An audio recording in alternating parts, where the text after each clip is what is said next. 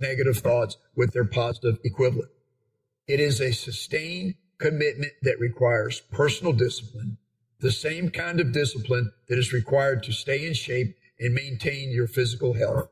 It is a commitment that must be reinforced daily, or it is soon forgotten and cast upon the scrap heap of good intentions. When you take charge of your fate and determine that you will live positively in every aspect of your life, physical and mental, you will receive an extra benefit. Positive physical conditioning will reinforce your positive mental attitude, and your positive attitude will help you stay in better physical condition. I just love that. A couple of days ago, I visited with my good friend Gil Ware. Gil is 93 years old, and he's still a practicing attorney, and he goes to work at 7:30 every morning. And every couple of weeks, I'll spend an hour and a half or so fellowshipping with him, just having beautiful conversation. He's one of the most amazing people I've ever known in my life. At 93 years old, he still has legal briefs on his desk that he takes an active interest in. Well, Gil, his secret to life is he's got a beautiful spiritual life, and he's got a beautiful family and a loving wife. But he's gone to the YMCA virtually every day of his career to get an hour or so of exercise in. And we talk about that. And he played handball until he was about 87 years old. And I challenge anybody listening to this show to tell me someone else that they know in their life that could actually play handball at 87 years old. Well, so Gil had a little bit of health issues the last couple months or so, and thank God he's back to full health right now. But what we have to do is we have to be a little accepting about the aging process and modify our routine. But don't give up your routine, because when you give up that physical exercise that is so necessary, just like Napoleon Hill said, physical exercise sharpens the mind, and the sharp mind gets you to do more physical exercise because you know that you need it.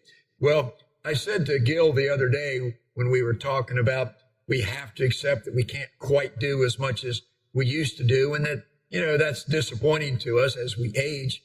So I asked Gil, I said, well, Gil, you don't play handball anymore. I know you played till you're 87 years old or so. So, but maybe you could start playing racquetball with me now since you can't play handball anymore.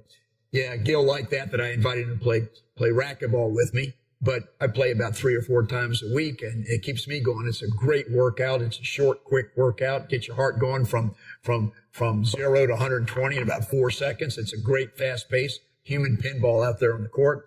But no, I just wanted to tell you that Gil Ware is one of my role models. He's a brilliant man, but one of the reasons that he's been able to stay as healthy as he is and as clear-minded as he is because he does regular exercise every day, and he also reads incredible amounts of books. Okay, here's the next one.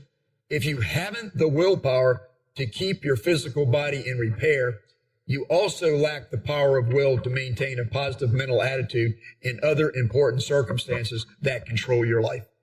A positive mental attitude. Oh, hey, y'all got me there. That's the one that I just read. I didn't put it down. Let me get to the next one. A negative mind spawns only negative ideas. It is a physical impossibility for a negative mind to generate positive thoughts. When you allow yourself to dwell on the negative aspects of life, negative thinking expands to fill all of your thoughts until there is no room for positive thoughts to grow. It becomes an endless cycle. The habit of negative thinking generates more and more negative thoughts, which the mind attempts to turn into physical reality. The result is a life of despair and hopelessness. Develop the habit of eliminating negative thoughts the moment they appear. Start small at first. When you first hear that inner voice that says, I can't do this, put the thought out of your mind immediately. Instead, concentrate on the task itself. Break it down into manageable parts and complete them one at a time. When the job is finished, tell your doubting self, you were wrong. I could do it, and I did. Well, that's beautiful. I mean, Napoleon Hill is the person that the world credits with developing the concept of PMA, positive mental attitude. And so I suggest that each one of you start studying Napoleon Hill every single day. Here's the next one. Some people are never free from troubles, mainly because they keep their minds attuned to worry. The mind attracts what it dwells on. Worry serves no useful purpose and can have a serious adverse effect upon your mental as well as your physical health. Charles Mayo, who with his brother William founded the famous Mayo Clinic in Rochester, Minnesota, said, "I have never known a man who died from overwork, but many who died from doubt." Because worry is directed at some vague, uncertain threat, it is difficult to deal with it logically. The best way to get rid of your worries is to take positive action to eliminate their source. When you develop a plan for dealing constructively with problems and get to work implementing your plan, you will no longer be troubled by worries. Negative thoughts always yield the right of way to a determined person in pursuit of a positive plan of action. You know, for years, I've had an expression: when you're physically tired, when you're ill, when you're sick, when you're just feeling really bad, don't make very many decisions.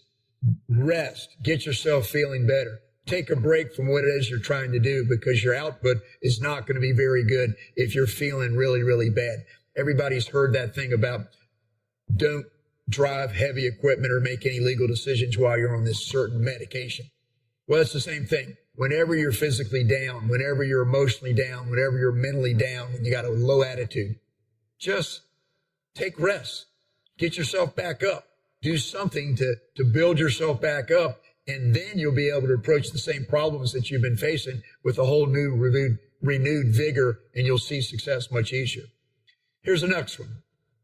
Drifting without aim or purpose is the first cause of failure. Without a plan for your life, it is easier to follow the course of least resistance, to go with the flow, to drift with the current with no particular destination in mind. Having a definite plan for your life greatly simplifies the process of making hundreds of daily decisions that affect your ultimate success. When you know where you want to go, you can quickly decide if your actions are moving you toward your goal or away from it. Without definite, precise goals and a plan for their achievement, each decision must be considered in a vacuum. Definiteness of purpose provides context and allows you to relate specific actions to your overall plan. That, my friends, is the essence of Napoleon Hill thinking. Definiteness of purpose. That's where it starts. You've got to know your purpose, and then you've got to build around it. Build your mastermind group. You get everything moving after you define what your purpose is. That's my whole right thinking foundation approach to finances. It's not really about money. It's about persevering, not quitting, not giving up, surrounding yourself with the right people, making better choices.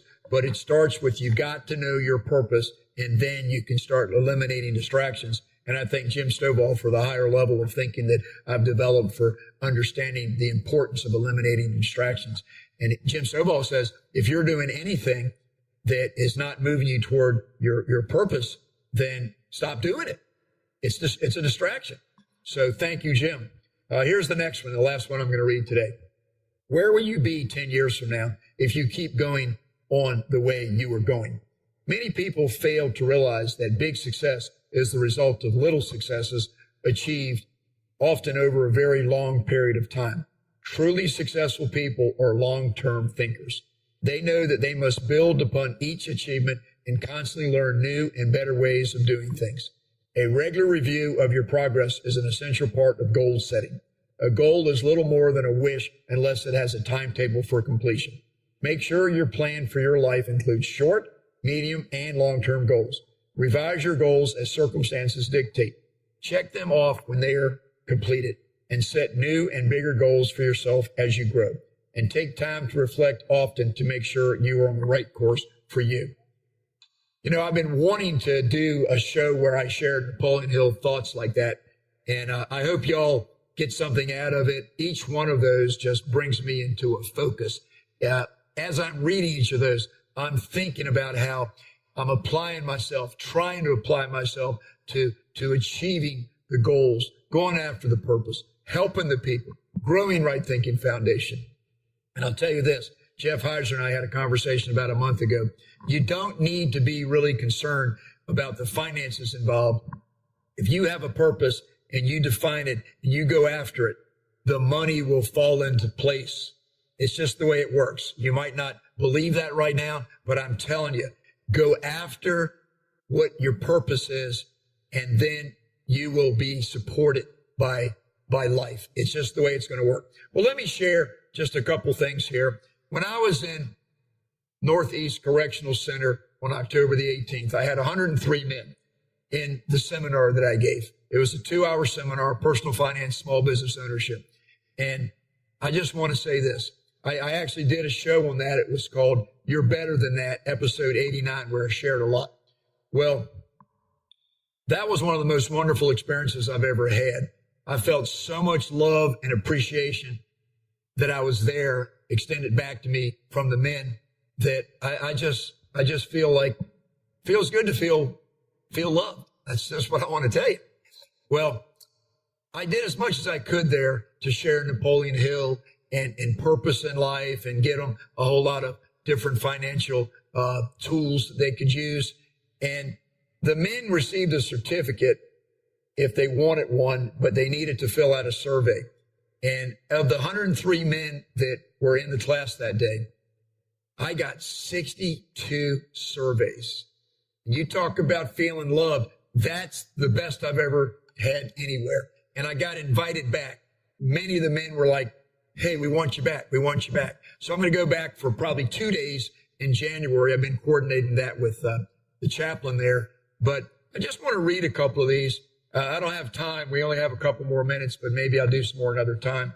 But I just want to read a couple of these. This is the survey. It's a participant survey. This is what I wrote. Thank you for your recent participation in the seminar presented at Northeast Correctional Complex. It would be greatly appreciated if you would take the time to complete a brief survey so that Right Thinking Foundation can make future seminars as meaningful as possible to the participants. To qualify for a certificate of participation, this survey must be completed and submitted to Right Thinking Foundation. It's only 5 questions, and I'll read a few of them from different people. The first question, what did you learn from being in the seminar? That my success is a matter of having a dream and living within a purpose. Recognize what my goals are and evaluate how I spend my time with reaching them. What changes have you made in your spending since participating in the seminar? Be specific. Indicate any savings that you have made. The whole purpose that I stated of this, with all the other positive thinking and all the different things that I did to give them hope and encouragement, was to reduce their canteen spending and convert it to savings, because that's a positive thing that they can do. And if they can start to spend less, waste less, save more, they'll learn a discipline that they can carry on the outside. And that's really why the prisons let me in, because they know that that's quite a valuable thing to get their thinking focused to where they're paying attention to their own behavior. Here's what he said about what changes he made. I account for every penny I earn and every penny I spend. I save extra money no matter what I earn and spend. A small amount will be kept no matter what. I just love it that he got that out of this seminar. By the way, they had about a month before they wrote these, so they could tell me what changes they might have made between the time I was there and after they incorporated some of my tools. Okay, so here's another one. What did you learn from being in the seminar? Ways to prepare myself to run my business. What changes have you made in your spending since participating in the seminar? Be specific. Indicate any savings you've made. Cut out the junk. Yeah, his is pretty good. Here's another one. I'm only sticking to the first 2 questions. What did you learn? What changes? What did you learn? It does not take much to run a business besides a little patience or a lot of patience and determination, as well as goal setting. What changes have you made when you're spending? I've learned to budget what little funds I may have at the time. In order to allow your funds to grow, you must sacrifice a lot of the things you want instead of the things that you need. What he said on that was, just spend your money on what you need and don't keep buying things that you just want. This is the third question. How will the seminar help you? It gave me inspiration to reach for my dreams. It also taught me that the sky really is the limit. What did you learn? I learned how to break down complex issues in life by using my mind and starting a business that I always dreamed about. What did you change in your spending? I stopped spending money on things that's unneeded, and I learned to save 20% of whatever I obtain. What did you learn? That my success is a matter of having a dream and living within a purpose. Okay, I've read that one, so let me hit a few more. What did you learn? To write down my monthly spending habits, separating my bills from unnecessary purchases. When I see it on paper like this, it's clear how much money I basically throw away. What changes have you made? I account